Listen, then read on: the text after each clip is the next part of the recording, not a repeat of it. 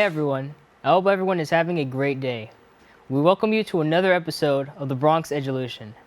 Today I'm going to perform a science experiment. This experiment happens to be elephant toothpaste.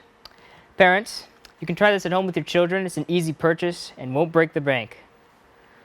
So, we have a couple ingredients right here. Starting off, we have hydrogen peroxide, typically used to clean wounds, like if you ever cut yourself. And we also have some soap, some dish soap, water. We have some measuring spoons and yeast, which is used in baking. If you go to the grocery store, you ask to find some yeast, they'll usually tell you to go to the section where they typically bake stuff. So, with all that being said, let's get started.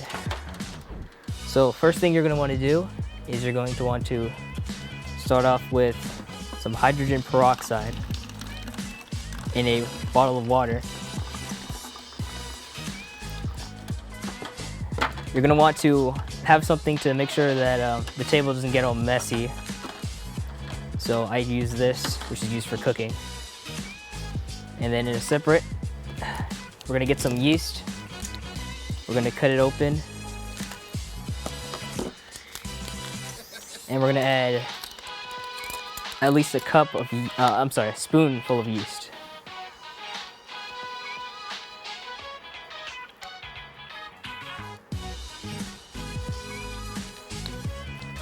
There we go. And at least 4 spoonfuls of water.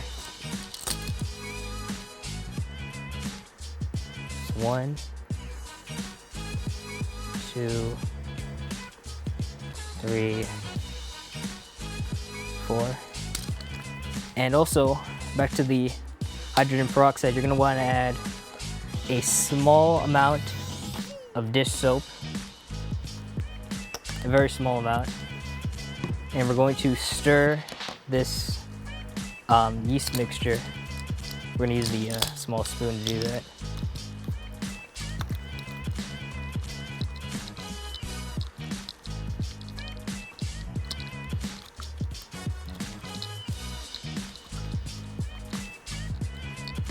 Make sure that there's no clumps at the bottom of the cup. So you gotta make sure everything's stirred together. It's a little tough to mix the yeast. It kind of gets all gooey at the bottom. There we go. Oh, hold on. It's actually, yeah, it sticks to the cup. Like at the bottom. Very hard to mix, like I said. Also, you want to watch out for the smell. Like, yeast has a very unique smell. It's not very pleasant. So that's why when the experiment eventually does come out, it looks like soap, but you're not going to want to use it as soap because the smell is not adequate. So once it's all mixed up, you're just going to want to pour it in. And then should overflow as such. It's a bit of a spectacle. Look at that. It looks nice. It looks very nice, but again, the smell from the yeast just a bit overwhelming. Also, it kind of like filled up the container that I used to clean it with to contain it, so that's why it's very important to get one. And that's all there is to it. But after it's over, you can just kind of admire how it looks. But then after a while, you're gonna want to throw it out because your family might get annoyed from the smell.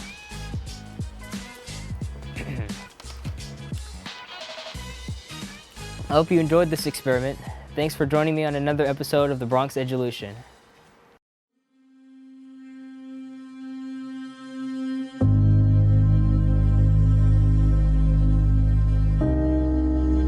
Only 57% of New York City high school students are college ready by their senior year.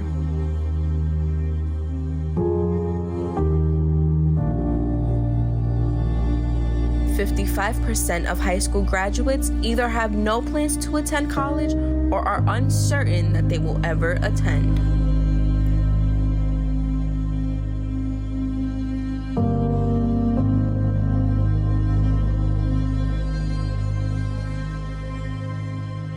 "34% of young adults don't go to college because they can't afford it."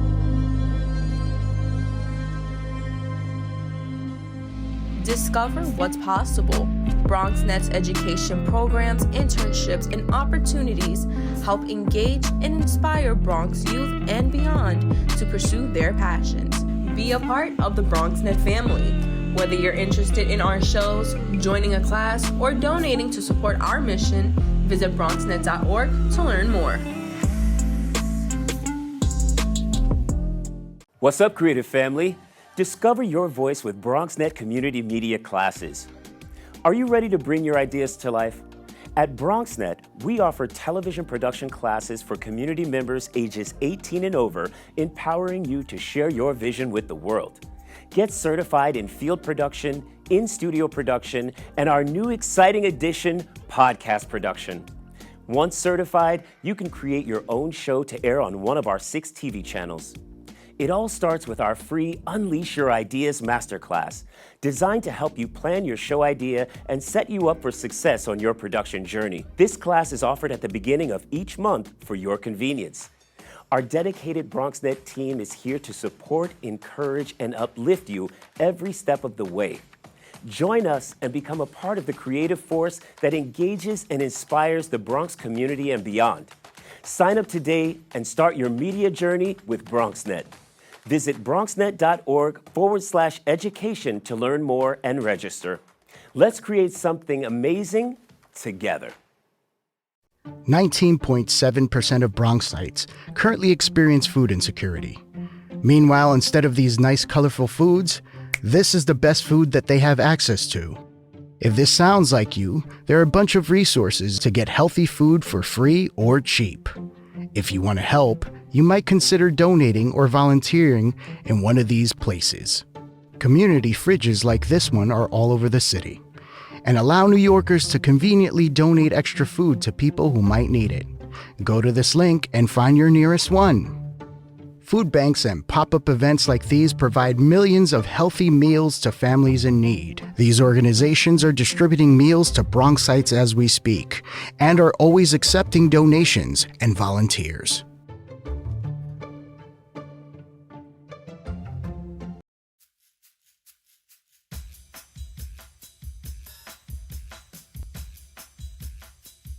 Hello, welcome to another episode of Bronx Edulution. My name is Madi from Equality Charter High School, and I'm Saleem, also from Equality Charter High School. today we're going to be talking about historical figure of Alexander Hamilton, great founding father.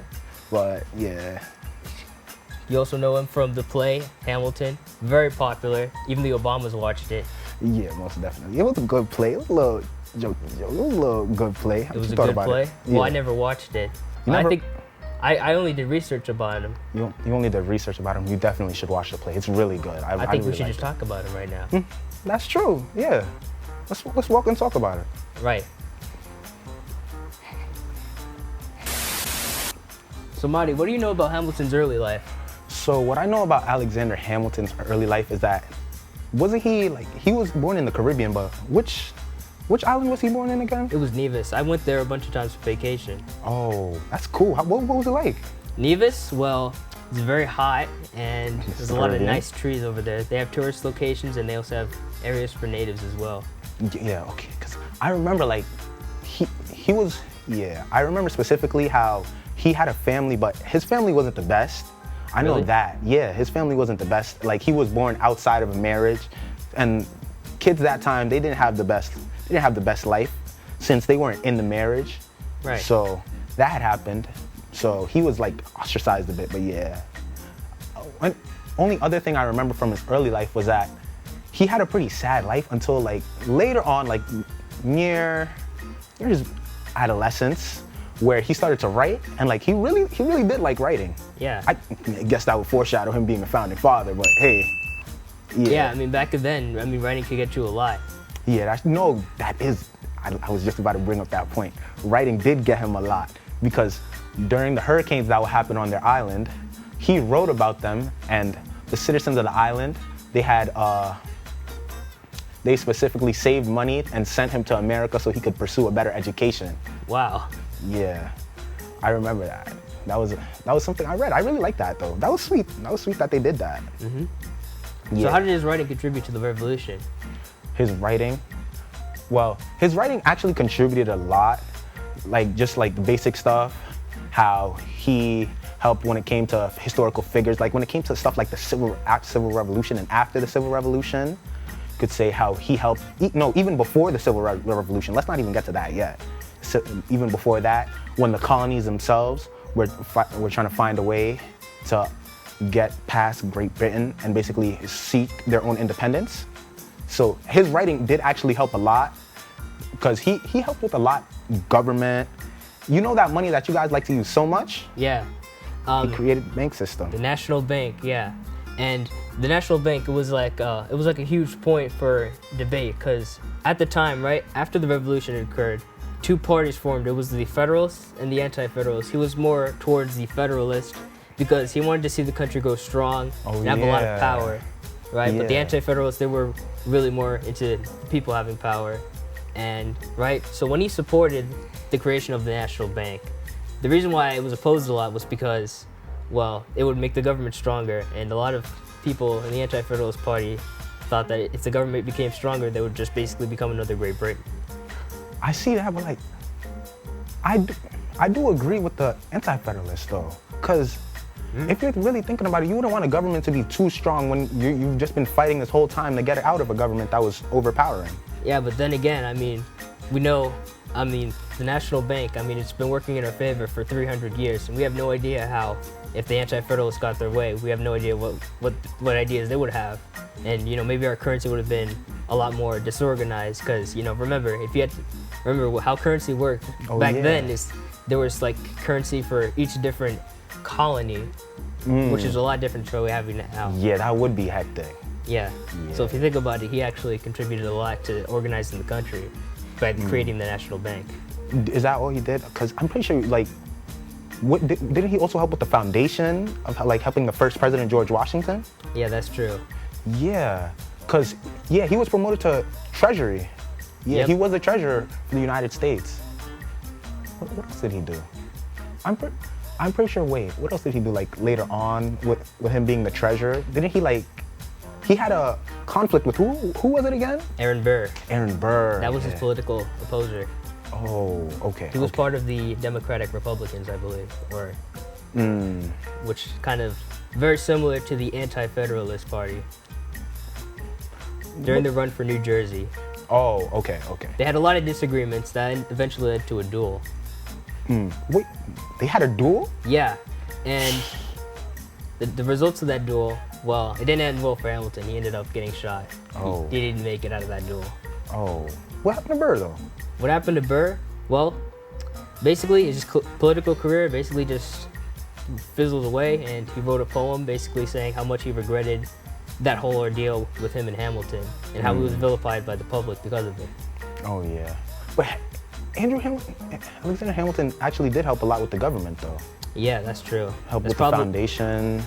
What else? That's probably why Burr was vilified so much after the duel. Yeah, because it would make sense. He also did help when it came to schools. Like, even though he predominantly, he didn't build any schools, the fact that he helped by, giving the inspiration for schools and how everybody should get the right to an education, which really did help a lot when it came to people and just kids around this time period. So I would say Alexander Hamilton helped a lot politically, and he helped citizens a lot. Yeah, and it was strange how he was part of one section where he was just only responsible for Treasury, but he also helped with schools, and he also helped, form the Coast Guard also. Oh, he did? Yeah. Oh, I never knew that. Yeah, well, I knew that. Oof. Wait, but somebody that's just a treasurer helping form the Coast Guard, that's really strange. He really did more for the country than needed. Really? Yeah, if you're a founding father, there's a lot of responsibilities, especially when it comes to setting up how you want your country to go going forward. Yeah, okay. Because that would make more sense. Alexander Hamilton was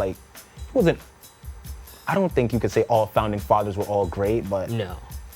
I definitely think Alexander Hamilton contributed a lot more than most founding fathers. I feel like, yeah, I can confidently say that Alexander Hamilton helped the United States more than most founding fathers. Yeah, especially more than the second president. Yeah, I can definitely agree with that. I can definitely agree with that. Because Alexander Hamilton, I feel like one of the major things that people really would say villainized him was the fact that he was unfaithful, but I don't feel like... Unfaithful how?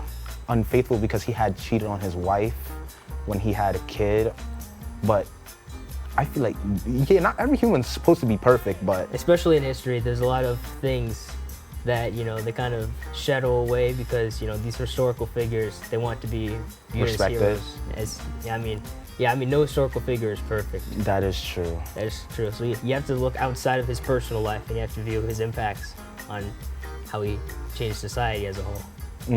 Yeah. Like, was he really...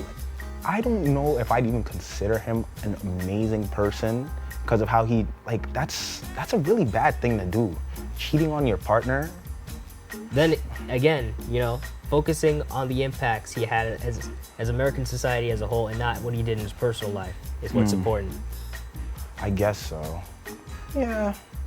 But in the end, Alexander Hamilton was, in fact, a really good founding father. Yeah, indeed. He helped with the education system a lot. So I would say that's something that really helped. Yeah. Oh, and he also did help others that were impoverished, just like him. Right, because he did grow up in poverty back when he was in Nevis. Yeah, he did. They didn't have the best rights. He wasn't treated the best. So I feel like that just shows to show his character a lot, because he's seen what it's like to not have as much as other people. So I feel like that's really shaped how he was as a person growing up. So he gave back to those that might have been in the same situation as him. So I would say that that's really something good that they focused on. Yeah, and an interesting thing is when we talk about Nevis, I've actually been there a couple times, right, for vacation. I have a couple family there, and I never really get to see. They never really talk about in Nevis how, you know, Hamilton was born there. You know, you have other countries like Argentina. They talk about historical figures that moved to Argentina, but they never talk about Hamilton over at Nevis. They don't? Yeah, they don't teach about Hamilton over at Nevis. I don't know why. That's strange. Like, I feel like somebody as significant as Hamilton should have some type of standing in Nevis some way. He should, really. Yeah, that's. But hey, he does have a major standing, especially in the U.S. He has a whole play. Yeah, he has a whole play. That play, I've never seen it. What is it like? It's actually very good. Like the choreography, the songs, everything. It was actually, I would say it's a 10 out of 10. 10 out of 10 play? 10 out of 10 play.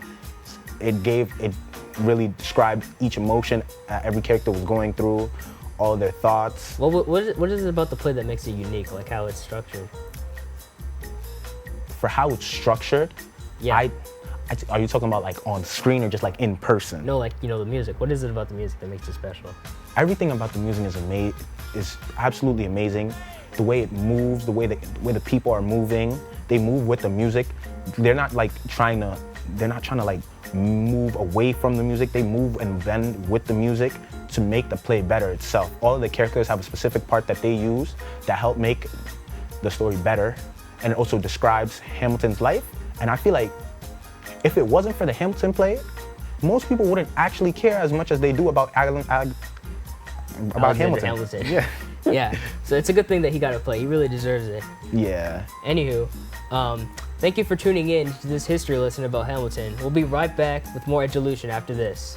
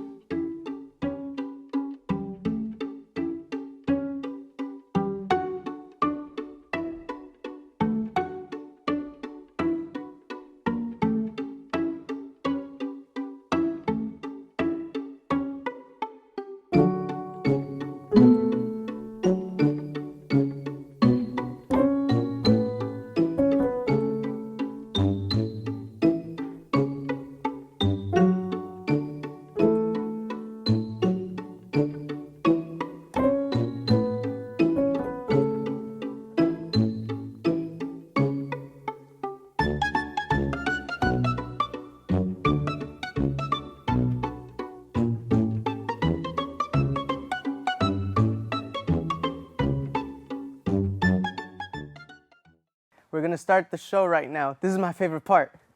Ready in 5, 4, 3, 2. Hey, this is Angel, and I am one of the instructors for the in-studio production. Here at BronxNet, we offer classes that can help you elevate, expand, and start your television career. All you have to do is sign up at bronxnet.org/education. For the past 7 years, I have been in various productions, spanning from talk shows, independent films, news reports, art displays, teachings, musical performances, and many more. Ain't that right, Angel? Yeah, you're absolutely right, Angel. There are a lot of creative individuals that we're just waiting to sign up for the class.